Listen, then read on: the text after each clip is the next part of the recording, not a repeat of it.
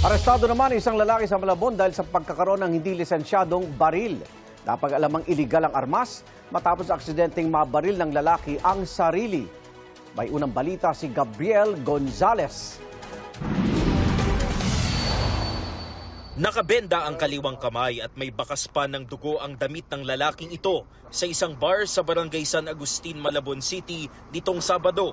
Ang lalaki, aksidente raw na nabaril ang kanyang sarili habang nakikipag-inuman sa mga dating katrabaho.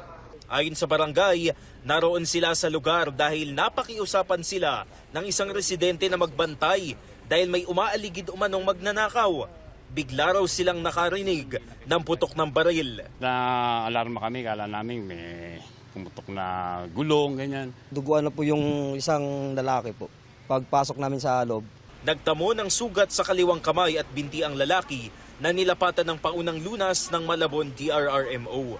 Napag-alaman ng mga otoridad na hindi lisensyado ang dala niyang baril. Nang tinanong nila yung natamaan na sugatan kung may kaukulan siyang dokumento o lisensya ng baril, ay wala siyang maipakita. So doon, tuluyan na siyang inaresto ng mga responding police.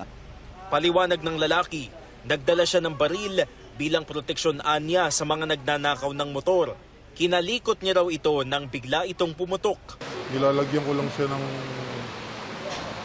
bala yung bola, tapos hindi kasya. Napukpo ko, tapos pumutok. Pagising ko po, nasa ambulansya na ako eh. Lesson learned sa akin to. Kasi ayun yung nangyari, perwisyo. Nakakulong na sa Malabon City Police Station ang lalaki na mahaharap sa reklamong illegal possession of firearms. Ito ang unang balita. Gabriel Gonzalez, GMA News.